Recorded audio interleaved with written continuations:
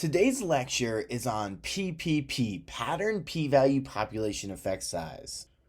Now, our learning objectives are rather simple. You will learn how to interpret all data for any experiment using the Pattern P-Value Population Effect Size method. You've been learning science your whole life. You really have. And somewhere, I'm guessing, in high school, you got a little lost and afraid. If your high school experience was anything like mine, science became associated with hard. And the way it was taught, it is hard. You have simple concepts expressed as complicatedly as possible. You have all these rules people tell you to follow.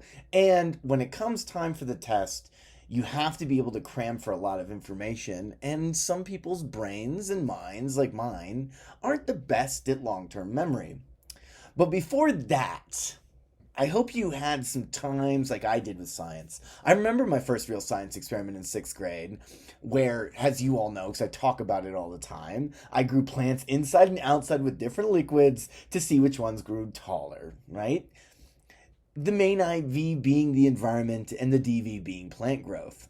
But I also remember the wonder of seeing a chicken hatch that same year and holding the little guy in my hands. I remember firing a runner's pistol and running a paraffin test on my own hand to see if I shot a gun. I remember dissecting a frog. There is something beautiful about science. In those days, science was rather easy. You simply calculated two means and compared them. This is the foundation of our science, but our questions have changed. If we want to know if your new therapy reduces childhood trauma, we compare people with and without your therapy, and we look at the pattern of means. This is the most valuable and informative step of the entire data analysis process. Looking at those two means can tell you one of three things. A, you were right to some degree, your therapy reduces childhood trauma. B, you were wrong, your therapy increases childhood trauma and you must stop using it no matter how much you believe it should work. C, your two means are the same and the therapy does nothing. Now, don't get me wrong, there are other patterns like correlations, statistics to test moderation, mediation, scatter plots, etc. Right? But you must look at the pattern. First, what did my experiment find? I'm kind of amazed that you all learn about p-value in high school these days. They didn't teach me about it until my junior year of college. P-value is super complicated in definition. Let's skip that for a moment. Because in use, it's rather simple. When your p-value is less than 0.05, what you really know is that your data pattern suggests that the population effect you are examining is better than nothing. When p is less than 0.05, you know the population effect is probably better than nothing. I say probably because you were never certain. If your p-value is greater than 0.05, your results are inconclusive, and the rest of the stats I'm going to talk about today just don't matter. Now, p-value gets a bit more complicated when you think about what the null hypothesis that you are rejecting actually states. There is no effect in the population, but that's a problem for lecture 1 in your test. When p-value is less than 0.05, you know that the population effect is not zero. Really, it's not the effect stated in the null, which is nearly always zero. However, when you start trying to use logic to do some greater meaning about truth, you will get lost.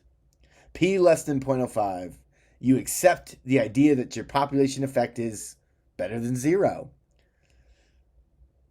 I do need you to be able to answer this entry ticket that I'm about to say. And this is a test to see if you're actually listening to the lecture. So if you don't have this entry ticket answered, I will not give you credit.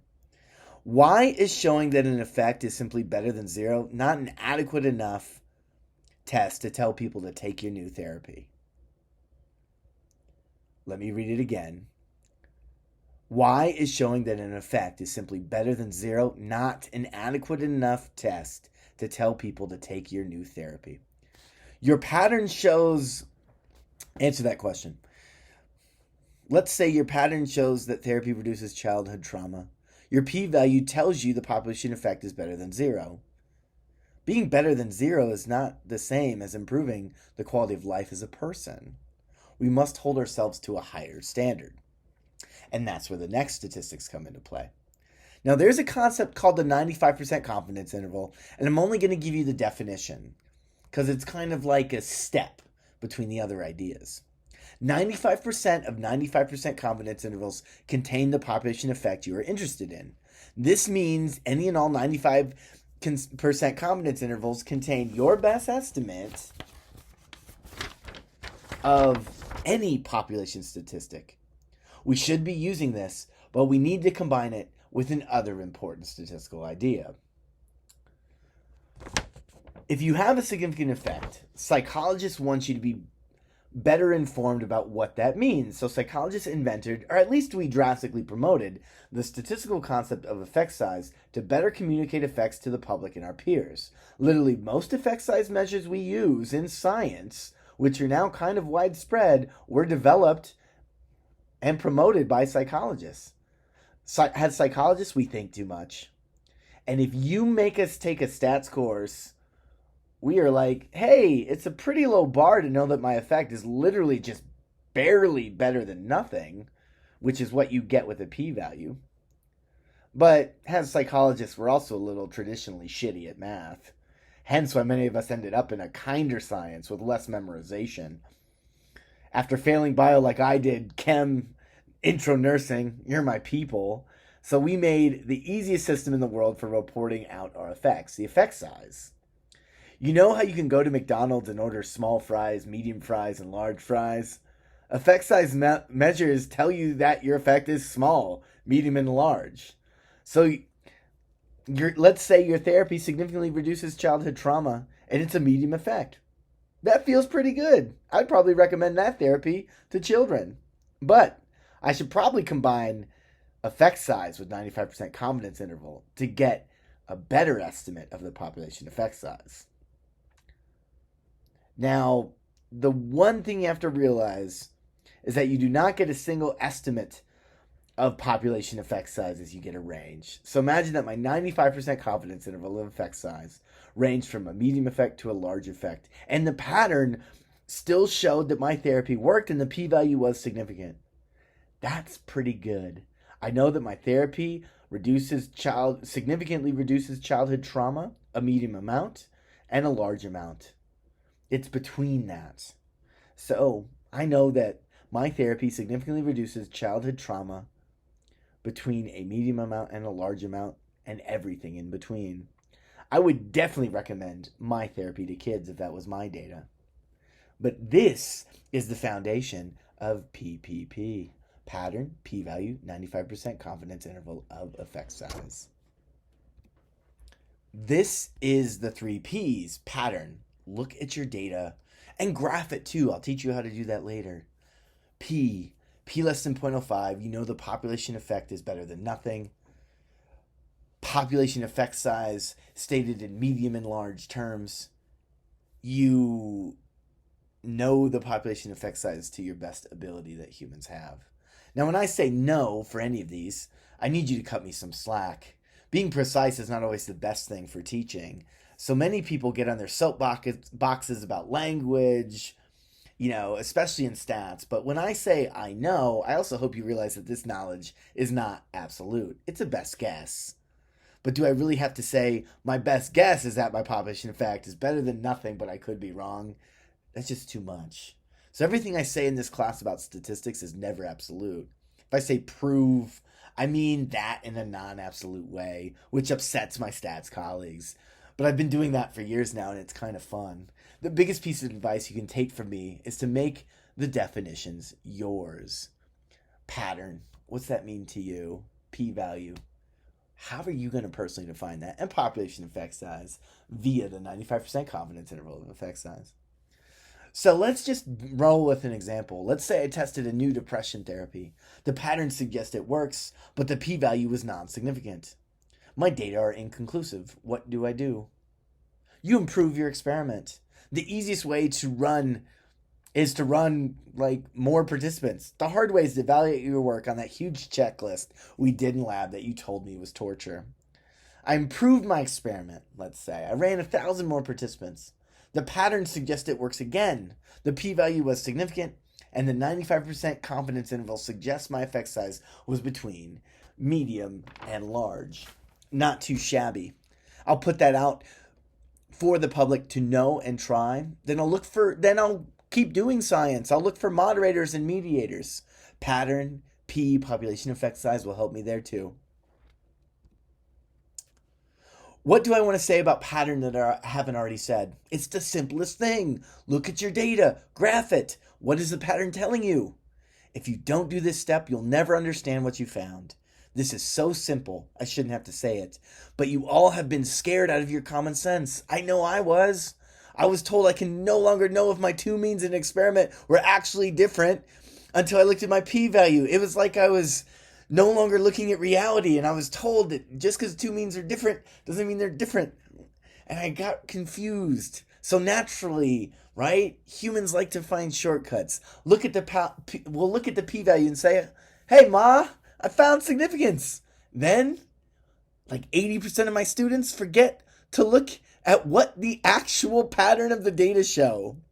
What if your depression treatment increased depression? It's significantly harmful. You must look at the pattern.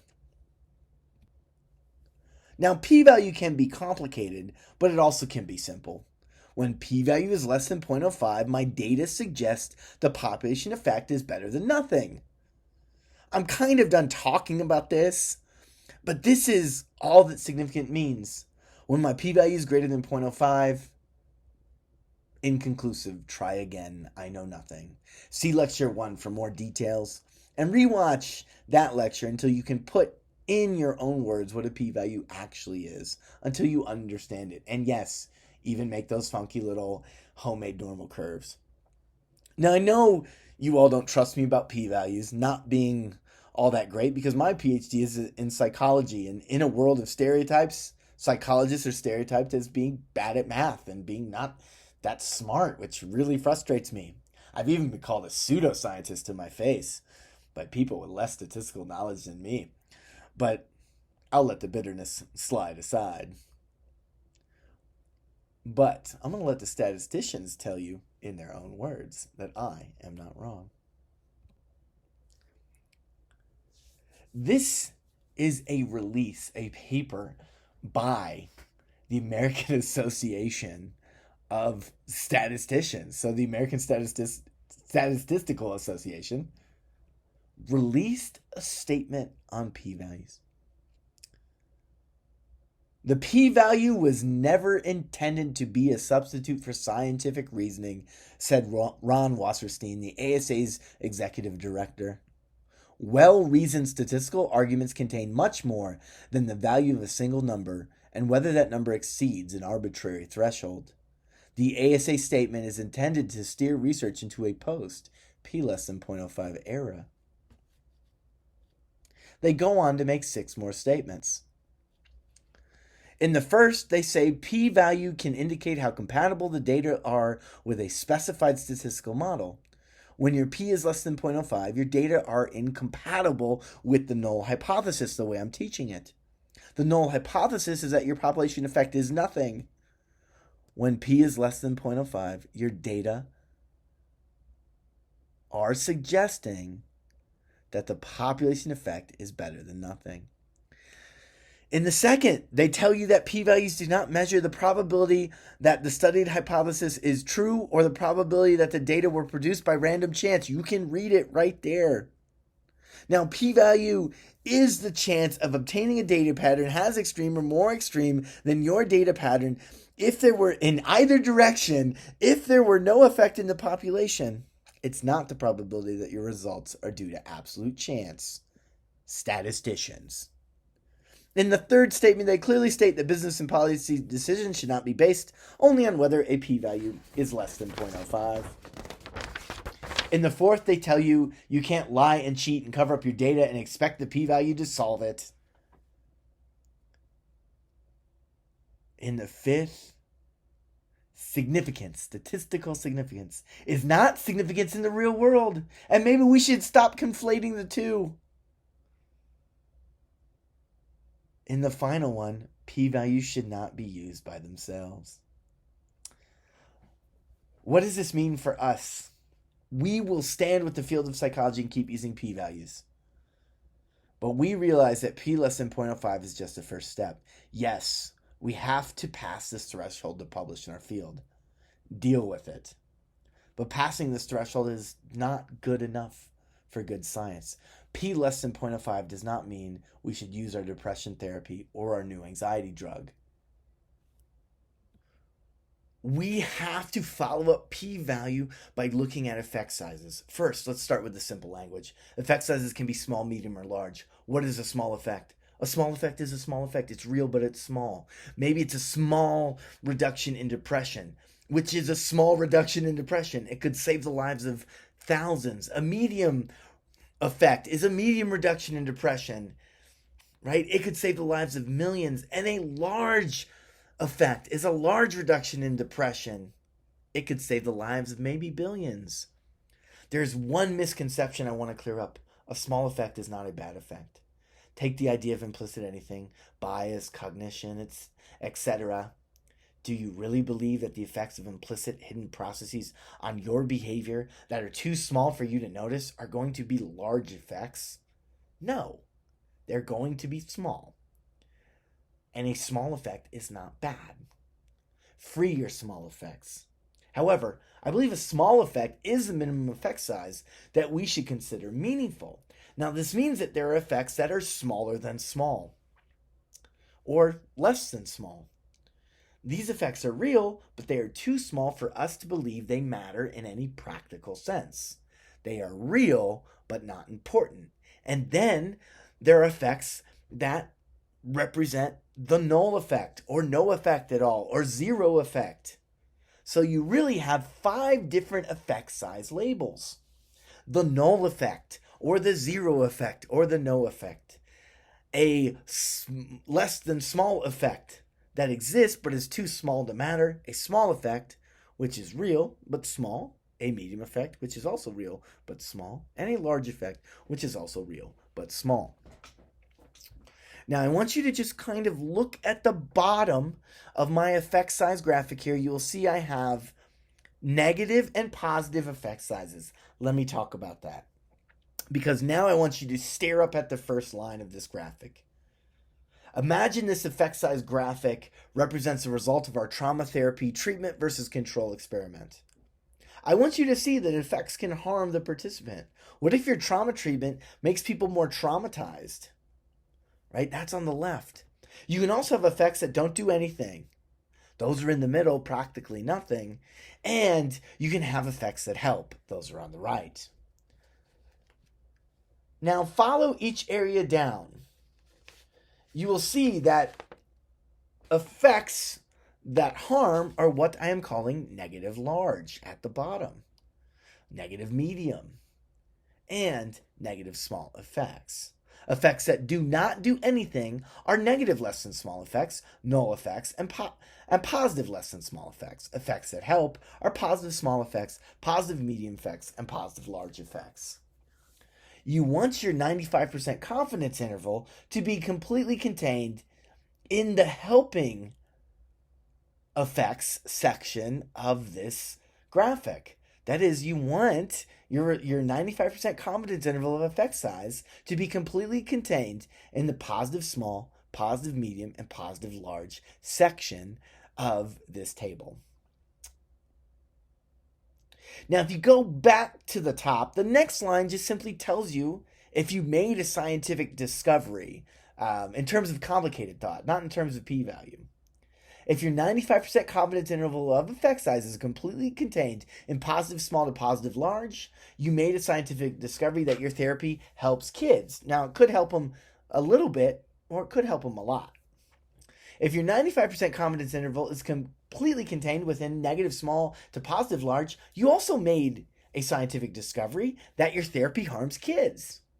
If your 95% confidence interval crosses into not a discovery, at any aspect of the interval, even just touches it for a brief moment, you cannot make a claim that you made a scientific discovery.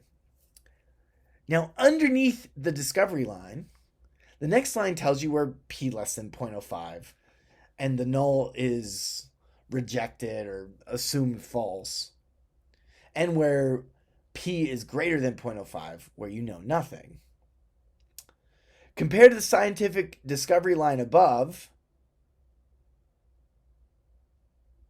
to the p-value line, what do you see? You see that you can have significant effects that are not discoveries. That is, you can have statistical significance of effects that are not significant in the way most people use the word, right? Math nerds use significant in one way. The rest of us use it in another way. So that second line represents significant to the normal person, and the third line represents significant to the math nerds. It is important to realize that if your 95% confidence interval of effect size includes the null effect, you know your p-value is greater than 0.05. Now, if our therapy did not harm or help, we'd want to know that too. We'd want to know if our therapy was completely ineffective. You know, sometimes it's important to say something doesn't work and you did good science. So if your 95% confidence interval is completely contained between negative less than small, which is a harmful effect that doesn't really amount to much harm, and positive less than small, a helpful effect that doesn't really count as help, then we know that your therapy really, in a practical sense, neither hurts nor harms kids. It does nothing. You know how I said with p-value, you just know that your population effect is better than nothing and all null hypotheses are probably wrong? Well, that's because the null hypothesis is stating that your population effect is nothing, repeating forever. Here, we're not being so strict. We're like, if your population effect size is completely contained in this blue area, we know that your therapy didn't do anything of practical importance. That is, it didn't cross the threshold of a small effect size to be considered real. But if your 95% confidence interval is completely contained within this blue range, you know that your therapy neither harmed kids nor helped them. It did nothing. Sometimes it's important to know that. Now, I like coffee a little too much. The coffee figure is to give effect size some emotion. If you don't like coffee, put something else you do like there. But essentially, give me a lot of coffee, that's awesome. I'm happy. Spill a large amount of my coffee, and we're going to have a problem. Anything in between represents different levels of my own happiness, right? I'm just representing these effect size terms in terms of coffee. A large effect, that's pretty damn good for me. A medium effect, that's okay. Small effect, we're good. A less than small effect, come on, that thimble of coffee, that's nothing, right? A null effect, and these were all positive, right? A null effect, I didn't get any coffee. That's not the best, it's not the worst. The worst is when you start spilling my coffee. Do I care if you spill the thimble? Not really. Do I care if you spill my small little bit of coffee left? Yeah, I kind of do, but not that much. I'm not gonna get too mad. I'm not gonna take your grade down too much. You know, I'll take you down from an A to an A minus. Now, if you spill a medium cup of coffee, you're looking at a B for your grade. You spill my large cup, oh, you're retaking this course, right? So I like to represent it that way. Our next entry ticket that I would like you to do is to copy this effect size chart in hand, like you all have been doing, but replace coffee with something else you really like, right? That will represent effect size for you, right? Not everybody likes coffee the way I do, and if you do, you got to choose something else, and don't make it naughty. I don't want to have to take you to the dean's office.